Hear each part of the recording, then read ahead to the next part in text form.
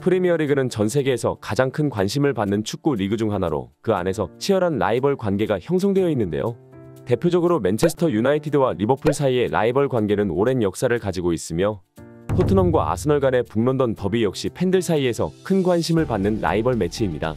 이러한 이유로 프리미어리그에서 라이벌 팀의 선수들 사이에서는 개인적 친분이 있을지라도 팬들의 시선을 의식하여 경기장 안팎에서 공개적으로 어울리는 것을 자제한다고 전해지는데요. 실제로 현재 영국 스카이 스포츠에서 패널로 활동 중인 게리 네빌과 제이미 캐러건은 각각 맨체스터 유나이티드와 리버풀의 레전드로 현역 시절에는 지금과 같은 친밀한 관계가 아니었으며 오로지 잉글랜드 국가대표팀에서만 겨우 대화를 나누는 정도였다고 합니다. 손흥민 선수도 이러한 친분 관계를 가지고 있는데요. 바로 얼마 전 경기를 치렀던 풀럼의 골키퍼 레노와의 관계가 그렇습니다. 손흥민 선수가 바이엘 레버쿠젠으로 이적 후 출연한 KBS 이광용의 옐로우 카드에서 가장 친한 사람으로 베른트 레노를 꼽았는데요. 손흥민은 이날 방송에서 레노가 라커룸에서 제 여벽자리를 써서 둘이 운동하기 전까지 맨날 수다를 떨고 나간다. 주변에서는 친해지기 힘든 포지션 선수끼리 친하다고 특이하게 보긴 하는데 편하고 좋은 친구다. 동갑내기면서 같은 동네에 살고 쉬는 날에는 서로의 집에서 맨날 플레이스테이션을 하면서 더 관계가 깊어진 것 같다. 라고 말하며 레노와 친분을 소개했습니다. 이렇듯 레버쿠젠에서 절친이었던 두 사람은 각각 라이벌 팀인 토트넘과 아스날로 이적하게 됐는데요. 런던 내에서 가장 치열한 라이벌인 두 팀이기 때문에 경기장 안팎에서 예전과 같이 자유롭게 서로에 대해 이야기하기 힘든 관계가 될 수 있었습니다. 하지만 레노가 아스날을 떠나 풀럼으로 옮기면서 손흥민 선수에 대한 이야기를 자유롭게 할 수 있게 됐는데요. 지난 주말 토트넘과 풀럼의 경기가 끝난 뒤 손흥민 선수가 안쓰럽고 친구로서 마음이 아프다는 말을 전해 화제가 되었습니다. 자세한 내용 INTV에서 알아보도록 하겠습니다. 레노와 손흥민은 둘 다 독일 분데스리가의 레버쿠젠에서 주목받는 유망주였습니다. 포지션은 달랐지만 두 선수 모두 클럽의 기대를 한몸에 받으며 성장해 나갔는데요. 특히 손흥민 선수는 어린 나이부터 분데스리가와 같은 세계적인 리그에서 주목할 만한 활약을 보이기 시작했습니다. 20대 초반의 선수가 리그에서 두 자릿수의 골을 터뜨리는 것은 쉽지 않은 일인데요. 손흥민이 21세였던 당시 리그에서만 12골을 기록하며 유망주로서의 기대를 한몸에 받고 있었습니다. 그리고 토트넘으로 이적해오면서 첫 시즌의 부진을 빼면 16-17 시즌부터 지금까지 8시즌 연속 두 자릿수 득점을 올리고 있습니다. 손흥민 선수가 얼마나 꾸준한 활약을 보여주는지 알 수 있는 기록입니다. 레노 또한 촉망받는 유망주였는데요. 골키퍼 포지션은 통상적으로 경험 많고 노련한 선수들이 선호되는 경향이 있습니다. 그런데 레노 선수가 20대 초반의 어린 나이에 손흥민 선수와 같이 주전으로 활약한 것은 레노가 얼마나 뛰어난 유망주였는지를 잘 보여주는 사례인데요. 아스날에서 램즈데일의 영입 이후 첫 번째 골키퍼 자리를 내주긴 했지만 그 이전까지는 소속팀에서 꾸준히 주전 골키퍼로 활약했었습니다.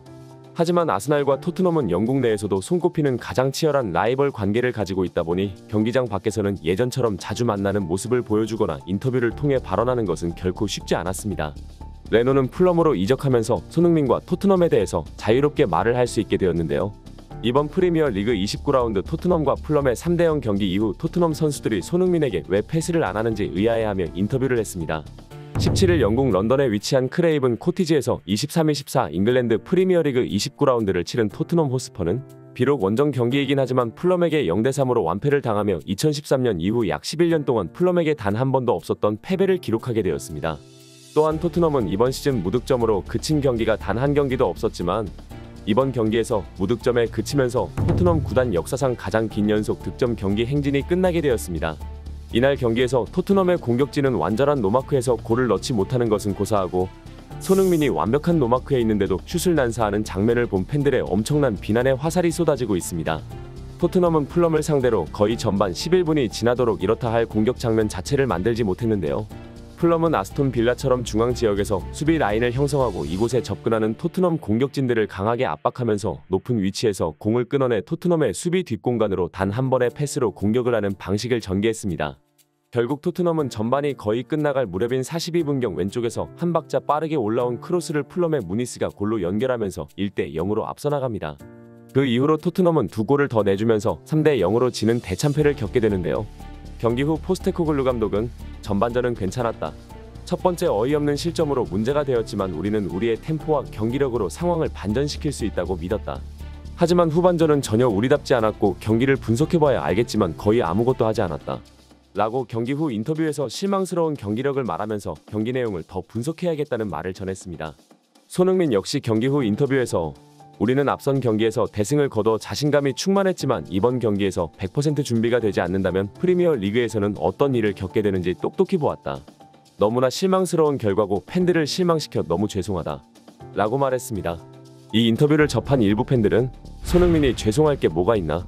경기 중 손흥민에게 패스를 하지 않고 심지어 슛찬스에서 자신들이 슛난사하는 것도 모자라 다 떠먹여주는 찬스를 뱉어버리는 동료들이 문제라며 국내 대형 축구 커뮤니티에서 맹비난이 쏟아지고 있습니다.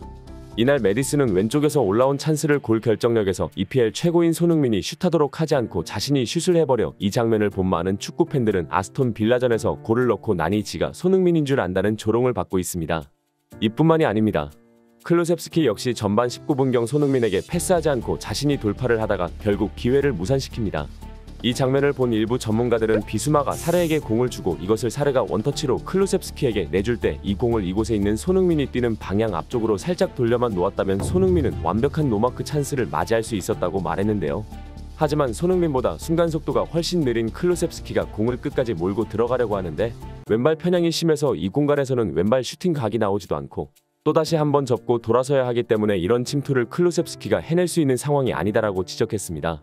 이러한 처참한 실력의 풀럼의 골키퍼 레노의 인터뷰가 화제인데요. 손흥민의 실력에 걸맞지 않은 팀이라며 아쉬움을 전하는 모습이었습니다. 손흥민은 프리미어리그에서 뛰는 동료 중 가장 친한 동료이다. 아스날에서 뛰던 시절에는 이런 이야기를 하기가 쉽지 않았는데 그는 정말 좋은 사람이고 지금까지 전화로 안부를 묻거나 원정 경기로 비슷한 지역에 갔을 때는 몇 번 만나기도 했다. 레버쿠젠 시절부터 그가 언젠가 톱플레이어가 될 거라 생각했었다. 그러나 오늘 경기를 보고 있을 때는 마음이 좋지 않았다. 손흥민에게 슈팅 찬스가 있었다면 오늘의 승리는 아마 장담하지 못했을 것 같다. 나와 우리 팀에게는 좋은 일이지만 손흥민에게는 오늘 경기 내용이 마음 아플 것이다. 토트넘 선수들은 동료를 더욱 믿고 플레이하면 좋을 것 같다. 언젠간 다시 손흥민과 같은 팀에서 뛰고 싶다. 라고 하며 손흥민에 대한 안타까운 마음을 전하면서 인터뷰를 마쳤습니다. 이 인터뷰를 본 팬들은 메디슨과 클루셉스키뿐 아니라 이날 히샬리송이나 베르너 그리고 존슨까지 슈팅을 못하면 손흥민에게 패스라도 잘해야 한다고 분통을 터뜨렸는데요. 손흥민을 왕따시키는 것들을 배려하지 말고 앞으로 손흥민은 팀의 승리를 위해 탐욕스러워져야 할 필요가 있으며 포스테코글루는 이번 여름 이적 시장에서 공격진 쪽에 폭풍 영입을 해 클루셉스키 등을 모두 방출해 버려야 한다고 목소리를 높여 또 다른 많은 팬들의 큰 공감을 얻었습니다. 월드컵 예선을 위해 국내로 복귀한 손흥민 선수, 국가대표팀 내에서도 좋은 활약을 기대하며 예전 같은 사건이 발생하지 않고 경기를 잘 치룰 수 있도록 기대해보겠습니다. 다음 태국과의 경기 후 대한민국의 승리 소식 빠르게 전달해드리도록 하겠습니다. 시청 감사드리며 구독과 좋아요는 영상 제작에 큰 힘이 됩니다. 감사합니다.